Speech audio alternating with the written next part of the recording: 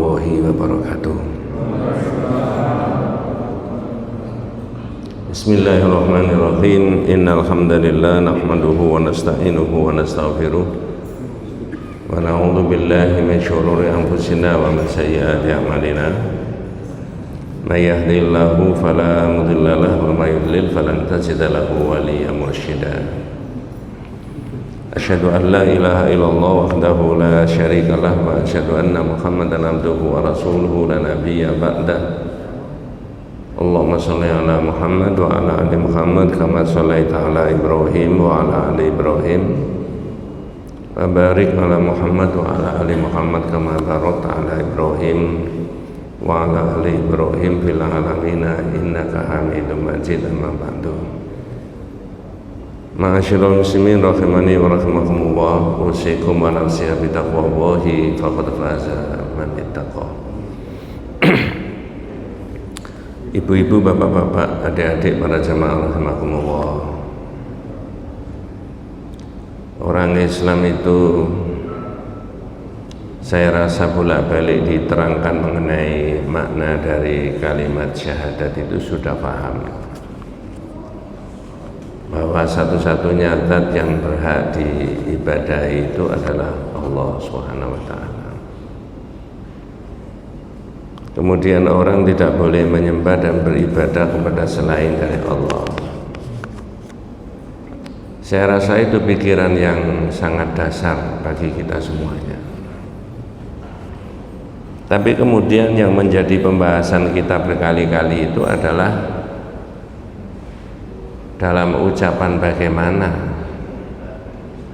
dalam keyakinan bagaimana, bahkan dalam perbuatan yang bagaimana orang itu bisa disebut menyembah selain dari Allah.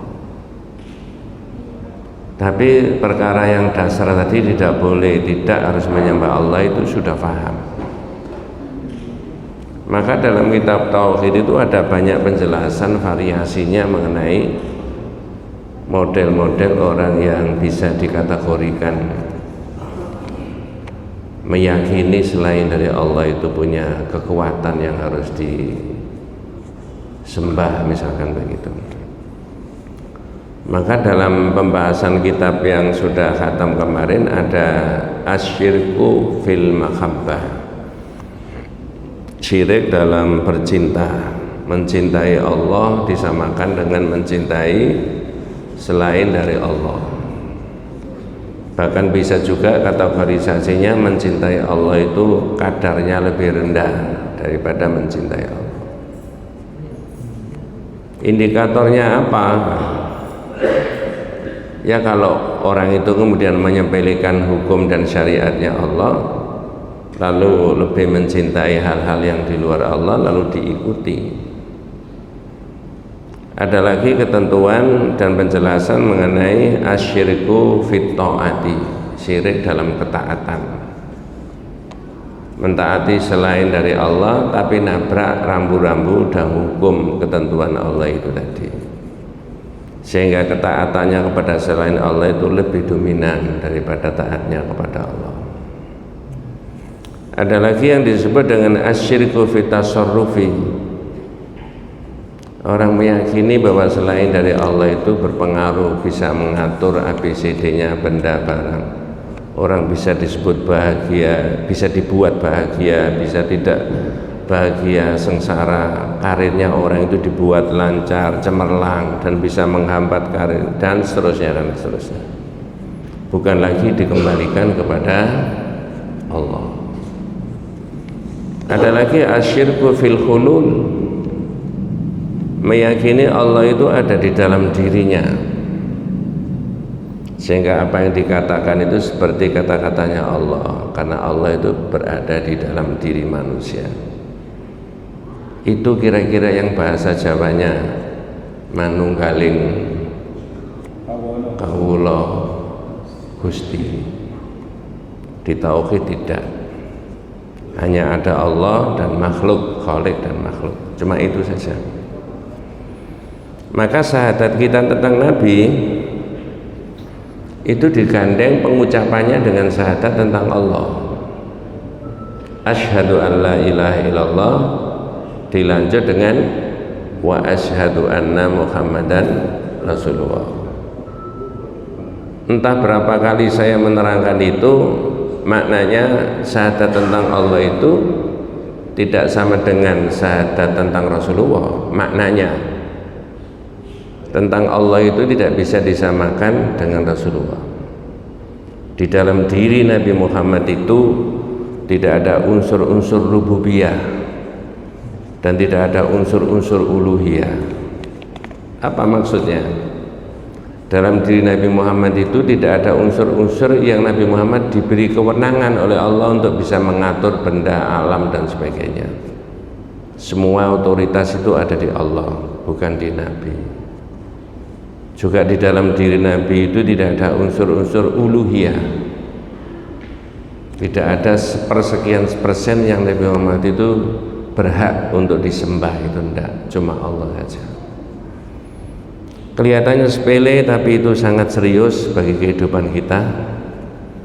Dan saya yakin, seyakin-yakinnya panjenengan juga harus yakin bahwa istiqomah bertauhid itu bisa membawa bahagia dunia akhirat. Nah begitu. Apa betul ya yang sudah kita rasakan ini ya?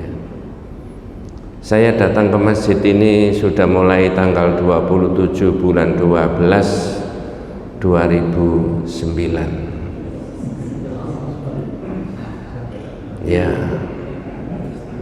Bab yang akan saya bahas ini sudah pernah saya sampaikan tanggal 3 Juli 2011, harinya Ahad Pahing ya. Ada dalam catatan saya itu. Jadi kalau panjenengan mengingat-ingat keterangan tanggal 3 Juli 2011 persis dengan ini, mungkin ada 1-2 pengembangan. Apa itu? Jawabannya tanjim. An-najmu itu adalah bintang. Sebagai salah satu makhluknya Allah, tata surya termasuk bumi, bulan, bintang, matahari dan sebagainya. Berapa banyak jumlahnya tidak ada orang yang tahu. Tapi keberadaannya, zahirnya bisa dilihat. Ada bintang di atas kita itu. Apa korelasinya dengan tauhid? Nah ini. Ternyata di Quran disebut-sebut tentang bintang itu. Tapi oleh anak-anak TK bintang itu cuma dipakai nyanyian. Bintang kecil ya nggak usah diteruskan, jangan. Itu begitu ya. Di dalam bintang itu ada, dalam kitab ini ditulis satu ilmu ta'thir, yang kedua ilmu taisir. Pengucapannya hampir ada kemiripan antara ta'thir dengan taisir. Ta'thir itu adalah orang yang berkeyakinan bahwa bintang ini berpengaruh terhadap nasibnya orang, karirnya orang, rezekinya orang, hidup matinya orang. Sehingga di masyarakat kita dengar ada orang berseloroh, adik-adik, anak-anak muda, mohon maaf adik-adik, kadang-kadang tanya, bintangmu apa mas? Lahirmu kapan? 25 Mei, berarti bintangnya Virgo. Betul Pak? Berarti sampean lebih paham daripada saya. Itu pertanyaan memancing gitu ya. Kalau itu diyakini, ada hukum tauhidnya. Jadi seolah-olah benda, barang, makhluknya Allah itu berpengaruh dalam kehidupan manusia, bukan lagi Allah. Nah, begitu maksudnya. Tapi benda-benda itu. Padahal benda-benda dan barang-barang itu yang ngatur juga Allah. Tapi orang kemudian dinisbatkan ke karirnya itu tadi, masa depannya itu tadi, ya. Usia berapa dia jadi jadi guru, usia berapa dia jadi tentara, usia berapa dia jadi camat, usia berapa dia jadi bupati, usia berapa jadi gubernur, usia berapa dia jadi calon, dan seterusnya. Kalau itu diyakini, menggeser haknya Allah tadi diberikan kepada makhluknya Allah. Namanya ilmu ta'thir. Kemudian lalu yang taisir bagaimana? Taisir itu mempelajari tentang perjalanan bulan, bintang dan matahari. Di sini diterangkan ayyustadalla bisairiha alal masalihid diniyah fahadha matlub. Mempelajari ilmu perbintangan itu untuk memperoleh kemaslahatan agama, sehingga orang bisa menghitung kapan terjadinya gerhana matahari dan kapan terjadinya gerhana bulan. Yang dimaksud tanjim bintang itu bukan hanya bintang kecil yang kita lihat itu, termasuk bumi yang kita tempati ini, termasuk matahari, termasuk bulan. Pertanyaan buat kita semuanya, itu bisa dihitung nggak Pak? Siklus perjalanannya bisa diprediksi kapan terjadinya gerhana dan matahari? Bisa, ya. Itu ilmu perdukunan apa bukan? Bukan. Ya, ilmu falak. Boleh dipelajari? Boleh, fahadha jaiz. Boleh, dan itu apalagi yang berkaitan dengan masalihud diniyah. Di masyarakat kita di Indonesia ini, Muhammadiyah memelopori untuk mempelajari itu. Walaupun sebagian saudara kita masih belum bisa menerima, tapi kita tetap istiqomah. Dilalahnya jelas, dalil-dalilnya ada, akurasinya bisa dihitung, ya, keyakinannya bisa dibuktikan tentang itu, ya. Hanya orang menerima perkembangan ilmu pengetahuan atau tidak, cuma itu saja sebenarnya. Di dalam istimbat hukum bisa berbeda-beda. Insya Allah kita juga pakai dalil-dalil yang bisa dipakai dimajukan untuk meyakinkan itu. Nah, para jamaah sekalian, zaman Nabi itu sudah pernah terjadi gerhana matahari atau bulan apa belum ya? Udah. Begitu ada bulan, ada bintang, ada matahari, itu terjadi perjalanan di garis edarnya masing-masing, di porosnya masing-masing, maka orang bisa menghitung itu. Nah, dalam hadis sahih yang biasanya kalau ada gerhana matahari itu diterangkan oleh para khatib, ya, hadisnya dari Mughirah bin Syu'bah, qala in kasafatis syamsu ala ahdi Rasulillah sallallahu alaihi wasallam yauma mata Ibrahim. Pernah terjadi gerhana matahari pada zaman Nabi pas barengan putranya Nabi yang bernama Ibrahim itu apa? Meninggal. Ada pikiran kotor enggak saat itu berkaitan dengan tadi? Ada. Orang berkeyakinan dalam pikiran kotor itu di luar akidah yang betul, seolah-olah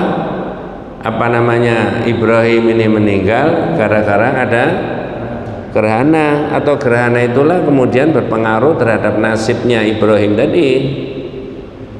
Maka para sahabat saat itu mengatakan in kasafatis syamsu limauti Ibrahim.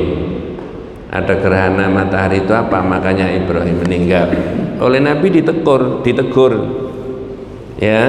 Faqala Rasulullah SAW, inna syamsa wal qamara ayatani min ayatillah la yankhasifani li mauti ahadin wala li hayatihi. Sampai saya beritahu ya, adanya matahari dan bulan itu kedua-duanya adalah ayatnya siapa? Allah. Makanya di ayatnya Allah itu ada yang kauniyah, ada yang syar'i. Kedua-duanya tidak boleh dicemooh. Yang syar'i yang kita pelajari, yang tertulis dan sebagainya. Yang kauni adalah alam, ya. Nanti di bab ini juga ada, tapi diwakili fenomena alam itu kaitannya dengan apa? Angin.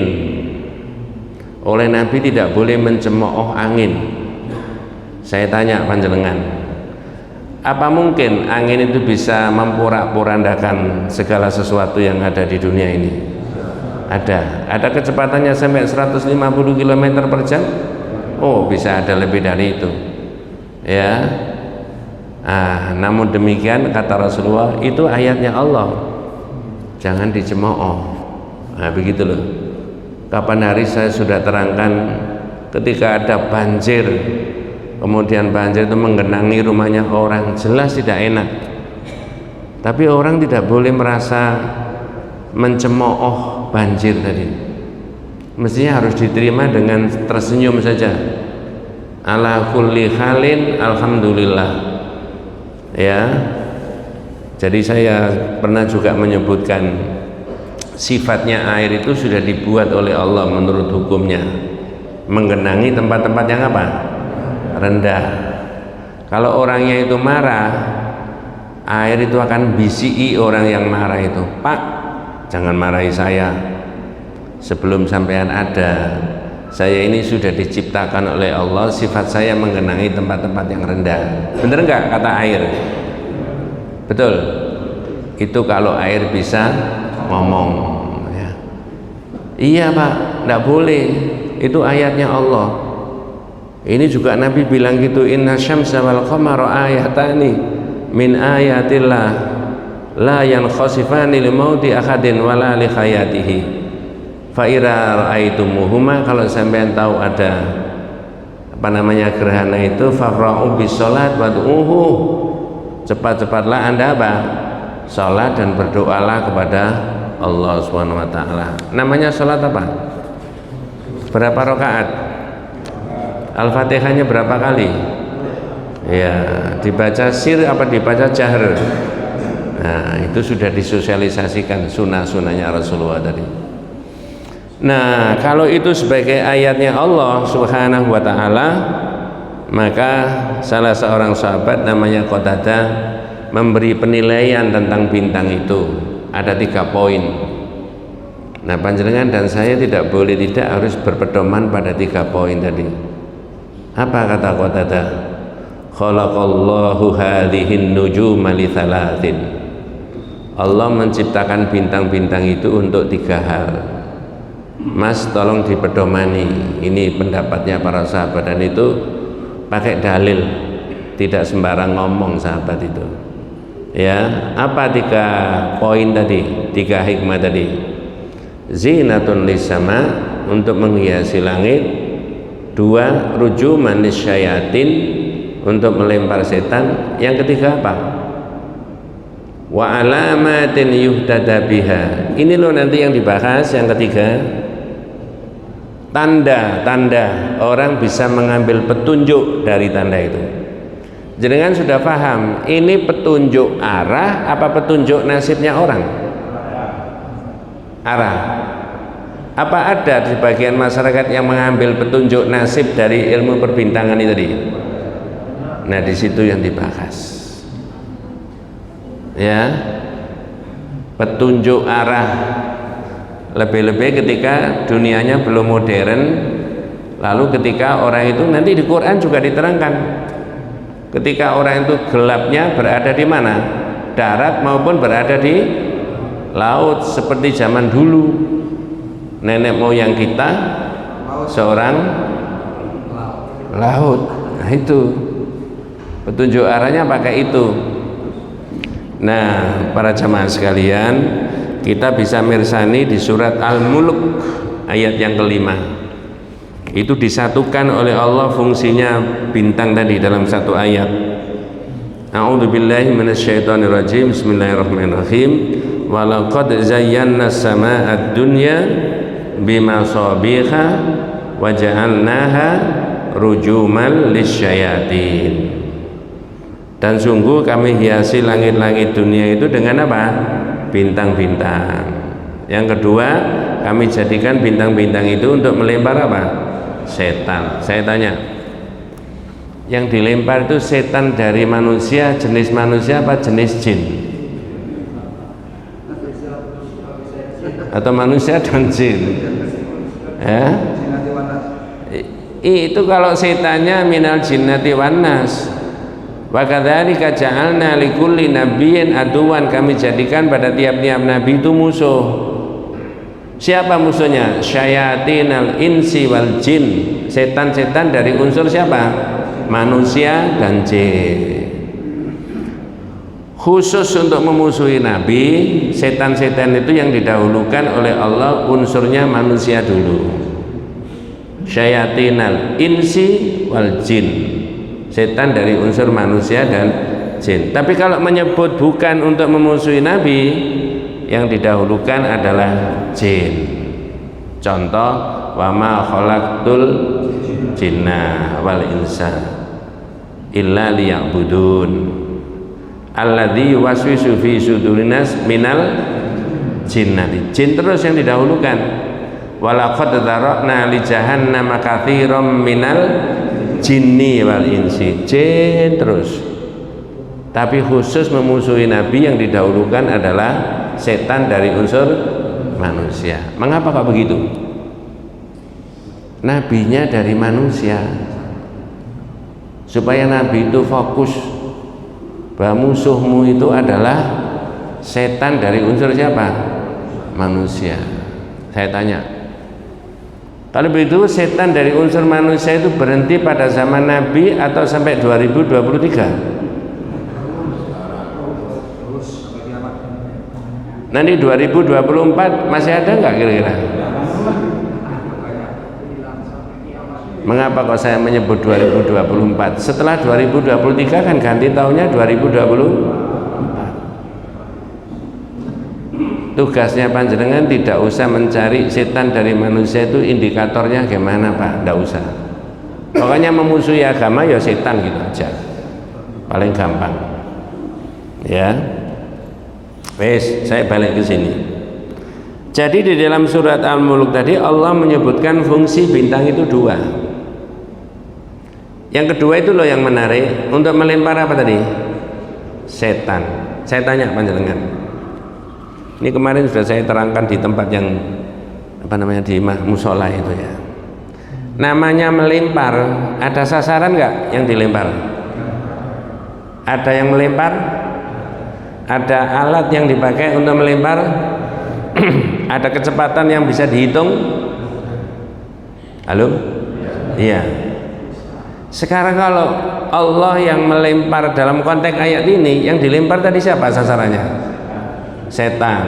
Yang melempar Allah. Alat yang dipakai melempar? Bintang. Betul nggak Pak? Bisa nggak kecepatannya dihitung? Sing ngitung sapa? Ayat yang model gini-gini, semoga saya tidak salah. Coba perhatikan pendapatnya Imam Malik berkaitan dengan yang mirip-mirip begini.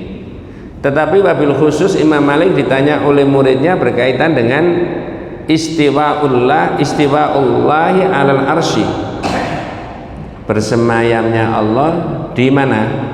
Ars. Lalu saya tarik pendapat itu, kunci 4 poin tadi sama dengan membahas begini-begini. Kalau ilmunya manusia kasat mata tadi sudah saya sebutkan, namanya melempar, ada sasarannya Mas, ada alat yang dipakai melempar, ada yang melempar, ada kecepatan yang bisa dihitung. Itu kalau dalam konteks manusia di dunia. Tetapi kalau Allah, yang disebutkan itu sasarannya setan. Alat yang dipakai apa? Melempar, yaitu apa? Bintang. Yang melempar Allah. Kecepatannya?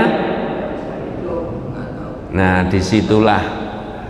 Maka kalau saya menarik pendapatnya Imam Malik ketika ditanya tentang bagaimana bersemayamnya Allah di arsy itu tadi, jawabannya Imam Malik ada 4.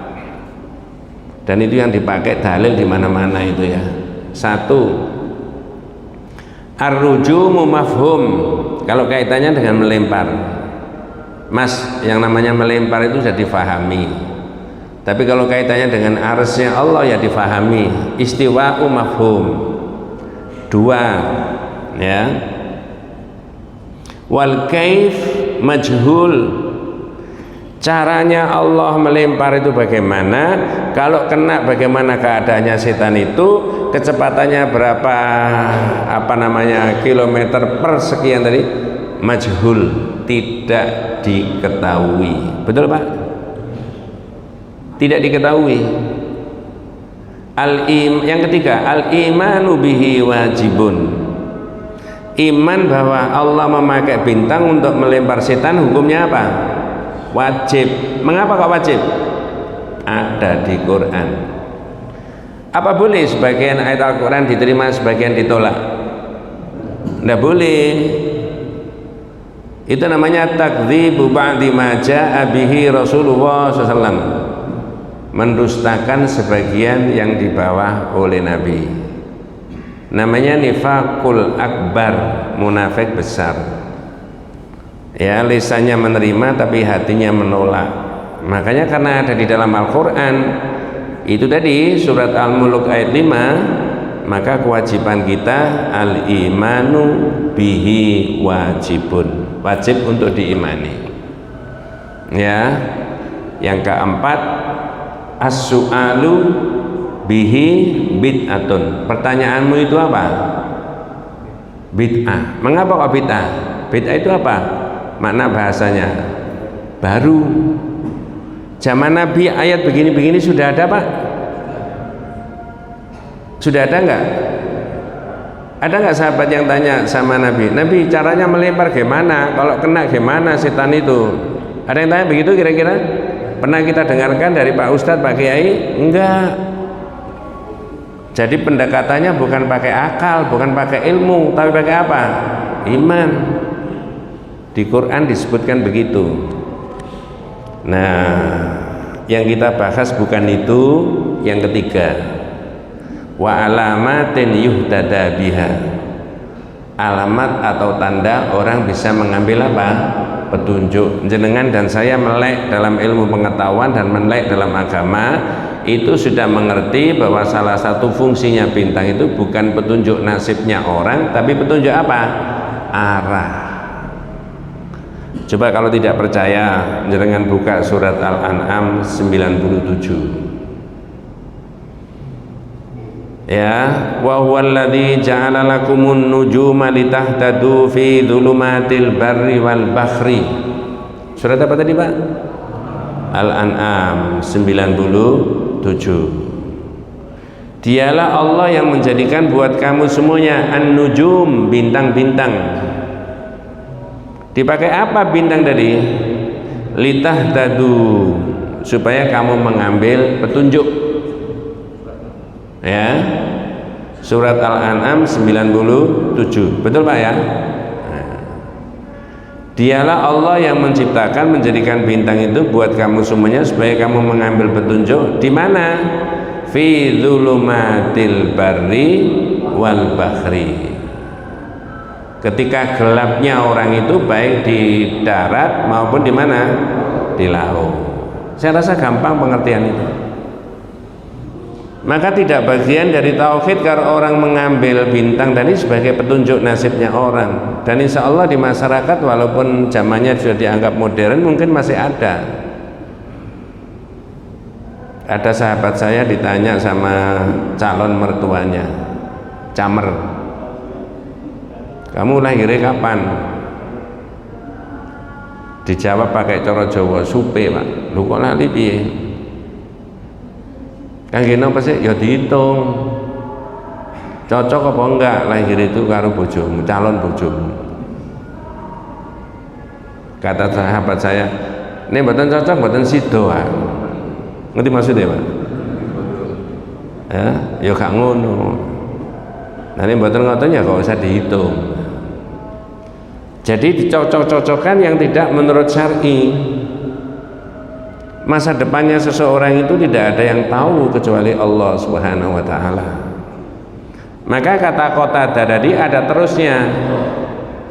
Kalau fungsinya bintang diciptakan Allah itu untuk 3 hal tadi, terus Qatadah melanjutkan keterangannya, faman ta'awwala fiha ghairu dzalika, siapa yang punya pemikiran nalar, punya pendapat di luar 3 poin tadi berkaitan dengan bintang, akhta'a, keliru orang itu, wa adha'a nasibahu, dia menyia-nyiakan nasibnya, barang yang nggak penting, nggak ada relevansinya dengan agama, lalu menjadi perhatian yang serius. Bukan hanya itu, wa takallafa ma la ilma lahu, dan dia memaksakan yang notabene dia tidak punya ilmu di bidang itu, tidak ada.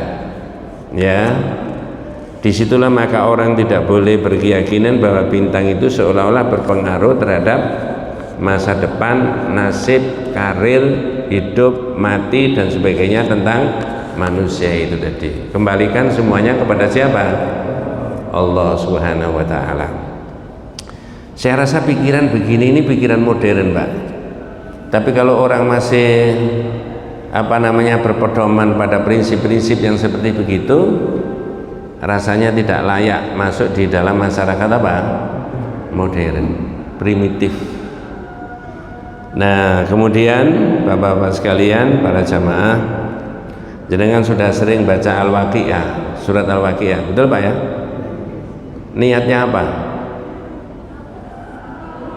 Baca Al-Waqiah itu niatnya apa? Saya tidak bermaksud menuduh, ada nggak orang yang membaca Al-Quran niatnya supaya rezekinya lancar? Yang benar bacanya apa doanya? Boleh nggak membaca Al-Waqiah habis itu berdoa, ya Allah ponakan saya itu buka warung, mudah-mudahan engkau berikan lancar rezekinya, boleh toh? Bukan bacanya kok. Kalau bacanya diniatkan untuk mencari dunia, itu namanya iradatul insan bi amalihi dunya. Jadi orang yang beribadah kepada Allah tapi motivasinya untuk mencari apa? Dunia. Nanti kita bahas di bab 37 itu ya. Iradatul insan bi amalihi dunya. Mengapa saya kok menyebut Al-Waqiah? Di surat Al-Waqiah itu ada ayat yang berkaitan dengan bintang ini yang harus jenengan dan saya perhatikan. Yaitu surat Al-Waqiah ayat yang ke 75 sampai 86. Tapi kita ambil bagian awal saja. Nanti kalau ayat ini sudah dibaca separuh, baru saya ingin tanya panjenengan, mengapa kok begini ayat ini ya? Ayatnya, a'udzubillahi minasyaitonirrajim, bismillahirrahmanirrahim, fala uqsimu bimawaqi'in nujum wa innahu laqasamul law ta'lamuna 'azim innahu laqur'anun karim fi kitabim maknun la yamassuhu illal mutahharun tanzilum mir rabbil alamin. Sampai di situ aja. Ada yang berkenan ikut membantu menerjemahkan? Kalau enggak saya sendiri, monggo. Lalu aku bersumpah dengan tempat beredarnya bintang-bintang. Ya, yang bersumpah siapa Pak? Yang dipakai sumpah apa? Tempat beredarnya apa? Bintang. Kalau Allah menyebut tempat beredarnya bintang, bahkan bintangnya sendiri dipakai sebagai alat sumpah, berarti serius nggak Pak? Serius. Nanti sumpah itu dibahas bab 43, malam yakna bil khalafi billah. Nah, sama dengan manusia. Kalau manusia sumpah pakai nama siapa? Boleh nggak ketika dia sumpah atas nama Allah kemudian dia mengkhianati sumpahnya tadi? Itu dari sudut pandangan akidah tauhid, orang itu melecehkan Allah. Betul Pak? Ya, ini serius. Nggak bisa Mas, saya itu disumpah nama Allah kok, saya muslim, masa saya disuruh melanggar ini? Nggak bisa. Nah, begitu mestinya itu. Nah, ini yang dipakai sumpah adalah tempat beredarnya bintang. Berikutnya Pak. Dan sesungguhnya itu benar-benar sumpah yang besar sekiranya kamu mengetahui. Iya, wa innahu laqasamul law ta'lamuna 'azim, dan sungguh itu sumpah yang sangat serius, besar sekali. Kalau kamu faham, kamu mengerti, itu sumpah yang serius. Allah itu bersumpah pakai tempat berdaerahnya bintang-bintang itu. Berikutnya, dan ini sesungguhnya Al-Quran yang sangat mulia nggih. dan kitab yang terpelihara. Ya. Jadi di bagian awal sumpah tadi Allah menggunakan pakai sumpah tadi apa? Bintang. Setelah bicara bintang, bicara apa tadi? Saya ulangi pakai bahasa Indonesia. Dan sungguh kami bersumpah dengan tempat beredarnya bintang-bintang. Dan sesungguhnya itu adalah sumpah yang sangat besar jika kamu mengerti. Sesungguhnya Al-Quran yang mulia itu kitab yang kami turunkan, ya. Berarti maksud saya setelah bicara bintang yang dipakai sebagai alat sumpah, bicara apa berikutnya? Quran. Pertanyaannya, apa hubungannya bintang sama Quran? Bintang kan di sana Pak ya. Itu Quran di depan saya, depan panjenengan. Hubungannya apa? Sepertinya nggak ada relevansinya, nggak masuk akal. Dan ayat yang semacam itu ada di tempat yang lain juga. Wan najmi idza hawa ma dhalla sahibukum wa ma ghawa wa ma yantiqu anil hawa in huwa illa wahyu yuha. Itu wan najmi, demi bintang. Lalu bicara kawanmu Muhammad itu tidak gila dan dia tidak berbicara atas dasar hawa nafsunya, tapi yang dibicarakan Muhammad itu adalah wahyu. Jadi setelah bicara bintang, bicara wahyu. Yang surat Al-Waqiah bicara bintang lalu bicara Quran. Hubungannya gampang. Kata kitab tauhid ini, anna nujuma ja'alaha Allahu yahdadi biha fi dhulumatil barri wal bahri. Bintang itu Pak dipakai petunjuk ketika orang bergelap berada di darat maupun di laut. Kalau Al-Quran sama-sama dipakai petunjuk enggak? Ya, wa ayatul Quran, adapun Al-Quran yahdadi biha fi dhulumatil ghayyi wal jahli. Ketika orang dalam kegelapan, maka petunjuknya pakai apa?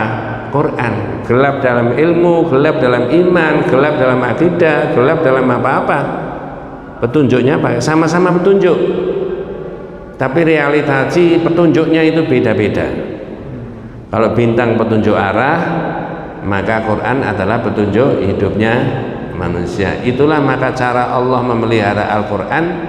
Banyak adik-adik dan orang-orang yang diberi kemudahan oleh Allah untuk menghafalkan Al-Quran, mulai dari Al-Fatihah sampai An-Nas. Banyak nggak adik-adik kita yang hafal mulai dari Al-Fatihah sampai An-Nas? Banyak toh? Banyak. Jenengan juga hafal Al-Fatihah dan An-Nas kan begitu ya? Ya. Sama-sama disebut Al-Fatihahnya, sama-sama disebut apa? An-Nas. Hanya bedanya adik-adik itu hafal Al-Fatihah sampai An-Nas. Kalau kita Al-Fatihah dan An-Nas. Mudah-mudahan dimudahkan sama Allah Subhanahu wa taala. Ya. Nah, di situ loh, ya. Kemudian dalam pembahasan berikutnya dalam hadis yang sahih ya riwayat Imam Ahmad Rasulullah sallallahu alaihi wasallam dawuh thalathatun la yadkhulul jannah. Ada 3 golongan manusia yang naudzubillah min dzalik diancam tidak akan masuk apa? Surga. Mudminul khamri. Pecandu apa? Khamar. Dan sejenisnya dan turunannya. Ya. Termasuk Mira Santika. Apa Mira Santika? Adik-adik yang hafal itu ya. Yang kedua, wa qati'ur rahim, memutuskan apa? Silaturahim. Ya. Jadi saya rasa silaturahim itu banyak diperintah di dalam Al-Qur'an supaya orang tidak memutuskan dari silaturahim. Wa musaddiqun bisihri. Nah, ini coba saya tanya aja dengan. Ini bicara mengenai bintang tadi yang dipakai salah satunya sebagai orang mengambil petunjuk terhadap nasibnya orang, tapi ada hadis ini dimasukkan dalam bab itu. Apa yang ketiga tadi yang tidak di masuk surga tadi? musaddiqun bisihri, membenarkan sihir. Apa hubungannya perbintangan dengan sihir tadi? Kalau orang mempercayai bahwa bintang itu bisa membuat nasibnya orang, atau orang mengambil petunjuk nasibnya itu dengan bintang, berarti orang terpengaruh dengan sihir nggak Pak? Bagian dari sihir nggak? Iya, akal sehatnya tidak jalan, ilmunya tidak main, imannya tidak tajam, bahwa fenomena alam yang seperti itu bahkan di Quran diterangkan tidak ada hubungannya dengan nasib orang, tapi orang bisa berpengaruh dengan itu. Itu namanya sudah kena pengaruh dengan apa? Sihir. Jangan tak aturi ya. Macam-macam sihir ini rada menyimpang tapi ada hubungannya. Salah satunya yang paling populer dan hadisnya sahih, bayan. Ketika kita membahas sihir itu sudah disinggung-singgung itu. Inna minal bayan la sikhran. Sebenarnya dari bagian dari bayan itu ada yang disebut dengan sihir. Bayan itu apa? Adik-adik kalau hafal di Quran, ada nggak kata-kata bayan di Quran? Apa? Ar-Rahmanu allamal Quran khalaqal insana allamahul bayan. Bayan yang ada di dalam surat Ar-Rahman itu tulisannya sama, bacaannya sama dengan bayan yang ada di hadis. Inna minal bayan lasikhran. Sama-sama bayannya. Dalam bahasa kita diterjemahkan bayan itu susunan kata yang bagus, yang indah. Tetapi yang di dalam Al-Quran, Allah itu khalaqal insan allamahul bayan, mengajarkan kepada manusia tentang bayan, susunan kata yang indah, yang bagus, yang menarik, tapi isinya juga baik. Saya tanya, ada nggak susunan kata yang indah, yang baik, yang menarik, tapi isinya tidak baik? Ada?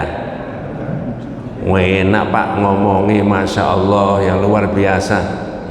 Mulai A, B, C, D-nya gelenak-gelenik, saya dituliskan logikanya begini, hitungannya begini, sampai saya itu terpengaruh, ya, sehingga duit saya yang di rumah itu tak kasihkan. Ya nggak banyak, cuma 2 miliar misalnya begitu ya. Bukan hanya itu, ATM saya juga saya serahkan sama nomor BIN-nya.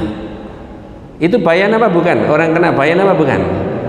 Itu loh kata Nabi, itu bagian dari as-sihr, bagian dari sihir. Sesaat itu orang diomongi dengan enak, dengan indah, tapi isinya tidak baik. Naudzubillah min dzalik, mudah-mudahan tidak menimpa kita dan anak cucu kita. Seorang A, seorang B yang jenis kelaminnya beda, sama-sama mukmin, sama-sama bersahadat, tapi ketika ada setannya, kemudian si A ini ngomong macam-macam, ngalor ngidul dan sebagainya, tiba-tiba bukan hanya duitnya yang diberikan, naudzubillah min dzalik, kehormatannya bisa diberikan. Berarti kena apa ini namanya? Sihir.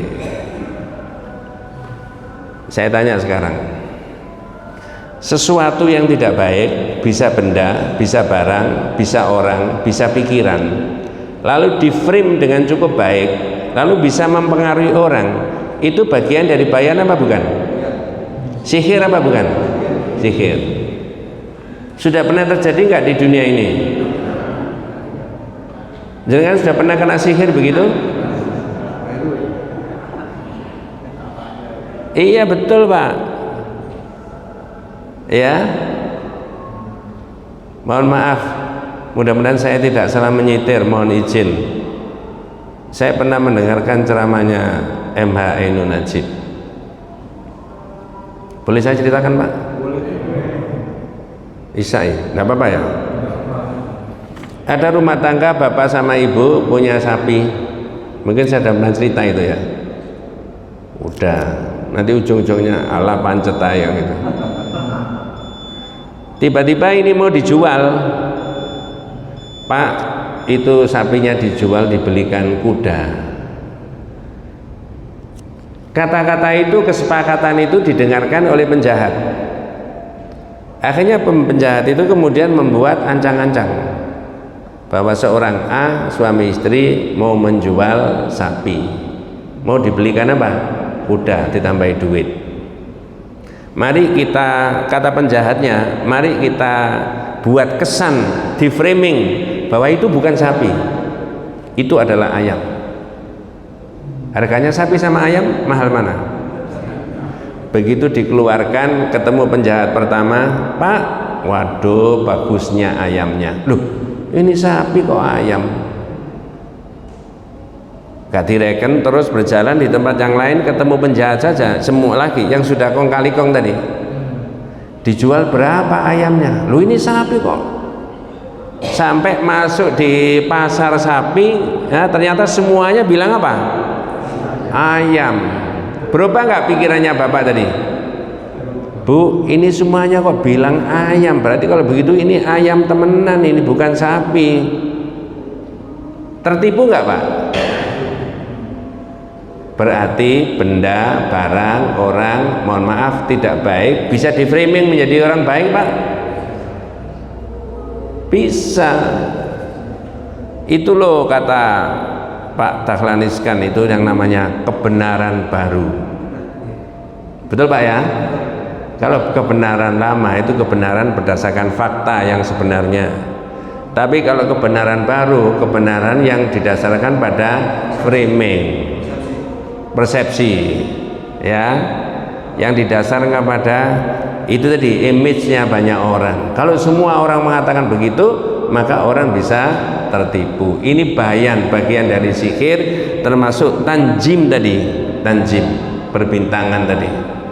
Kok bisa akalnya tidak jalan, ilmunya tidak jalan, imannya tidak jalan? Semoga saya tidak salah. Sayyidina Ali pernah mengatakan, al-haqqu bila nidhamin yaghlibuhul batilu binidhamin. Barang benar, barang baik, orang jujur, orang baik, kalau tidak dipromosikan, kalau tidak diterangkan, kalau tidak dimanage dengan baik, bisa dikalahkan dengan barang yang tidak baik, benda yang tidak baik, orang yang tidak baik, tapi ini direkayasa sedemikian rupa seolah-olah dia baik. Ya jangan emosi, biasa aja Pak. Mudah-mudahan kita semuanya diberikan rahmat barokah hidayah Allah SWT. Adana Allah wa iyyakum ajma'in. Kita tutup dengan doa kafatul majlis. Subhanakallahumma bihamdika asyhadu an la ilaha illa anta astaghfiruka wa atubu ilaik. Assalamualaikum warahmatullahi wabarakatuh.